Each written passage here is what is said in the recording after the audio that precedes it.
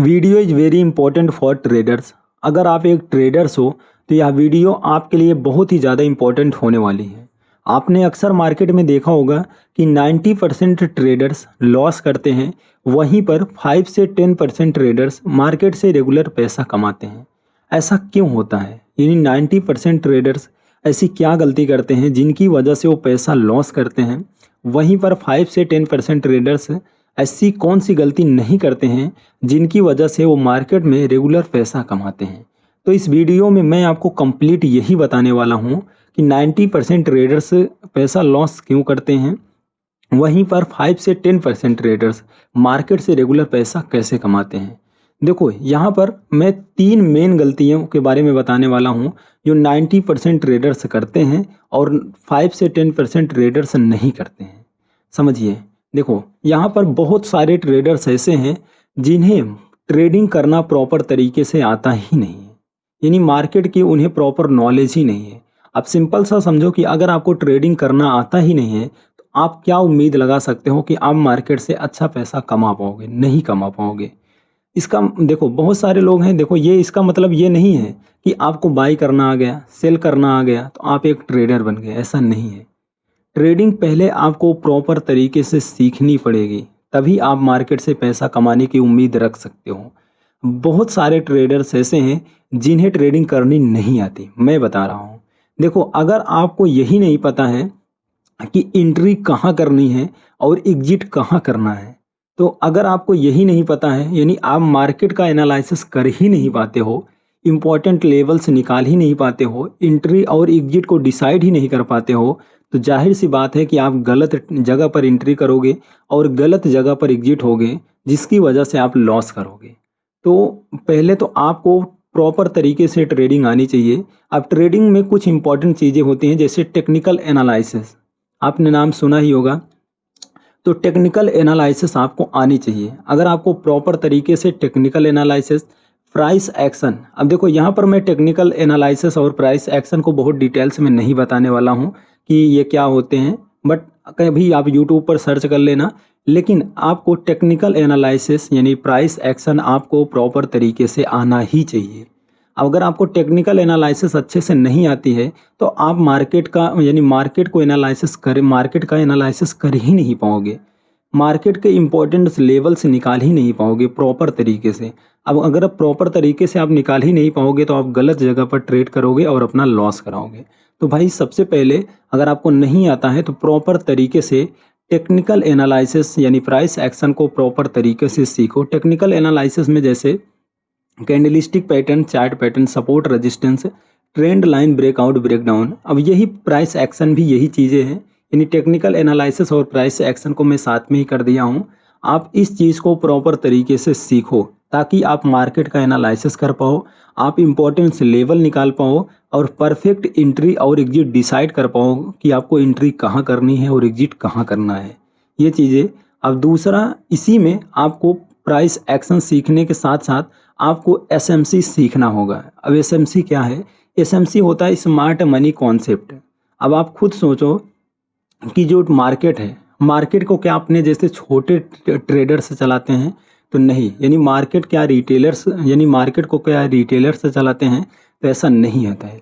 Market को हमेशा big players यानी बड़े प्लेयर्स चलाते हैं जिनके पास लाखों करोड़ों रुपए का फंड है, तो वही मार्केट को चलाते हैं। यानी बिग मनी यानी जो बड़े प्लेयर्स हैं, एसएमसी यानी स्मार्ट मनी, वही हमेशा मार्केट को चलाते हैं। तो आपको प्राइस एक्शन के साथ साथ प्रॉपर तरीके से एसएमसी को भी सीखना है। अब देखो यहाँ मैं टेक्निकल यानी price action, technical analysis, SMC की जो बात कर रहा हूँ, ये केवल आपको सीखना ही नहीं है बल्कि आपको इसमें मास्टरी करनी पड़ेगी। यानी आपको प्रॉपर तरीके से सीखना पड़ेगा कि टेक्निकल एनालिसिस, प्राइस एक्शन और एसएमसी, स्मार्ट मनी कॉन्सेप्ट। अब देखो अगर आप ये स्मार्ट मनी कॉन्सेप्ट सीख लेते हो तब आप मार्केट को समझ पाओगे कि जो बड़े प्लेयर्स हैं वो हमेशा जो रिटेल ट्रेडर्स हैं उनको यानी उनका स्टॉप लॉस हंट कैसे करते हैं।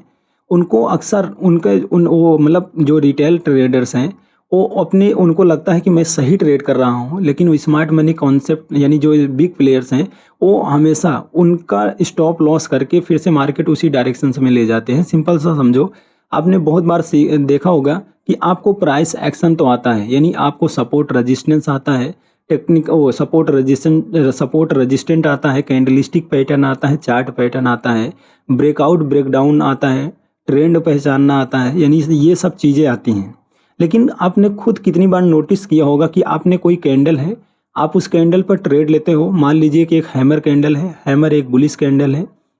अब आपने हैमर कैंडल पर ट्रेड लिया, आपको लग रहा है कि मार्केट यहाँ से ऊपर जाएगा, मार्केट ऊपर थोड़ा सा जाता है, उसके बाद मार्केट नीचे आता है।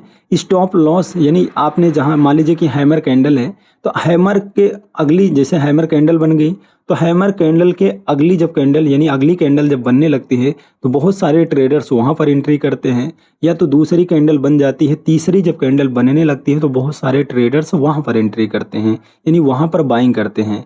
लेकिन स्टॉप लॉस कहाँ रखते हैं, वो हैमर के नीचे स्टॉप लॉस रख देते हैं।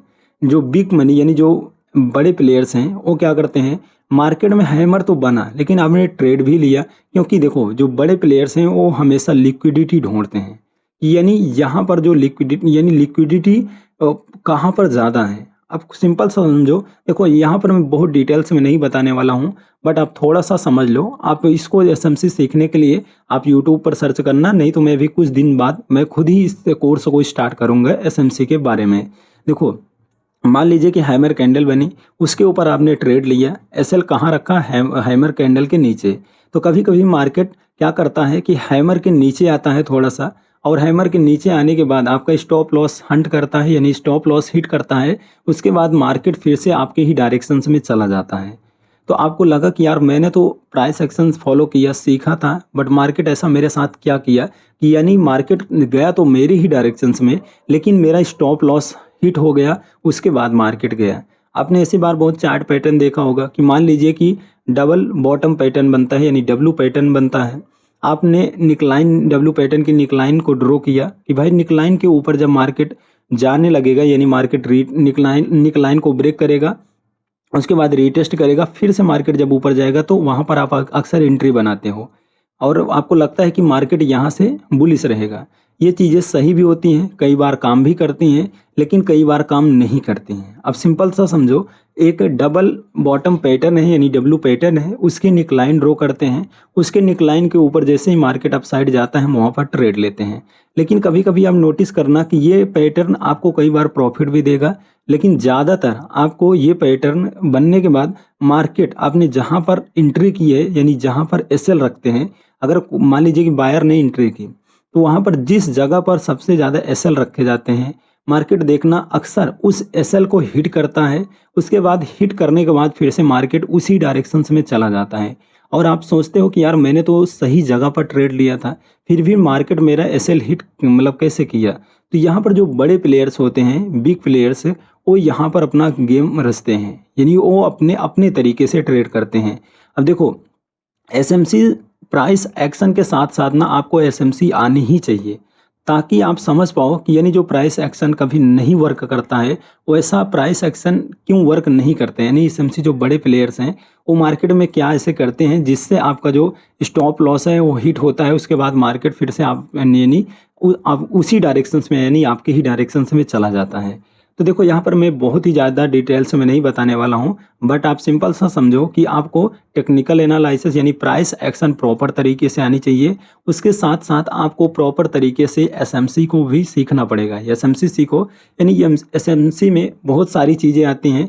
अब मैं कुछ चीज़ें बताता हूँ, 2-3 चीज़, जैसे आप स्टॉप लॉस हंटिंग या ट्रैप ट्रेडिंग, मार्केट स्ट्रक्चर और भी बहुत सारी चीज़ें आती हैं। जब आप देखोगे तब आपको पता चलेगा। लेकिन आपको प्राइस एक्शन के साथ साथ एसएमसी भी आनी चाहिए प्रॉपर तरीके से। अब दूसरी सबसे बड़ी गलती है इमोशंस डिसीजंस को कंट्रोल ना कर पाना। देखो अगर आपको एक सफल ट्रेडर बनना है, मार्केट से पैसा कमाना है, तो मार्केट को जीतने से पहले खुद को जीतना होगा। अगर आप खुद को नहीं जीत पाते हो तो मार्केट से आप ये उम्मीद रख ही नहीं सकते कि आप मार्केट से पैसा कमा लोगे। मैं हमेशा बोलता हूँ कि मार्केट में सफल बनने के लिए पहले खुद को कंट्रोल करना सीखो, यानी खुद के इमोशंस डिसीजंस को कंट्रोल करना सीखो। अगर आप अपने इमोशंस डिसीजंस को कंट्रोल कर लेते हो तभी आप एक सफल ट्रेडर बन पाओगे। ऐसा इसलिए होता है, सिंपल सा समझो, अगर आप ट्रेडिंग कर रहे हो तो बहुत बार आपके साथ ऐसा होता है कि आपने एक रूल बनाया कि भाई ये आज के दिन मेरा 5,000 रुपये का प्रॉफिट हो जाए, मैं मार्केट को क्लोज यानी मार्केट में ट्रेड नहीं करूँगा, यानी 5,000 का मेरा प्रॉफिट हो जाए, मैं अपने सेटअप को बंद कर दूंगा। मार्केट ने आपको 5,000 दे भी दिया, लेकिन फिर भी आप मार्केट में लालच यानी 5,000 तो आपका टारगेट था कि भाई 5,000 मुझे मिल जाए आज के डेट में, आपको 5,000 मार्केट दिया, लेकिन आप उसके बाद भी ओवर कॉन्फिडेंस में आ जाते हो और मार्केट में फिर से ट्रेड करने लगते हो। यानी आपने एक रूल बनाया कि आज का मेरा जो 5,000 हो जाएगा मैं ट्रेड नहीं करूँगा, लेकिन जैसे ही मार्केट ने आपको 5,000 दिया, तो यहाँ पर अब आप ओवर कॉन्फिडेंस में आ जाते हो और आपको लगता है कि आप और पैसा बना लोगे।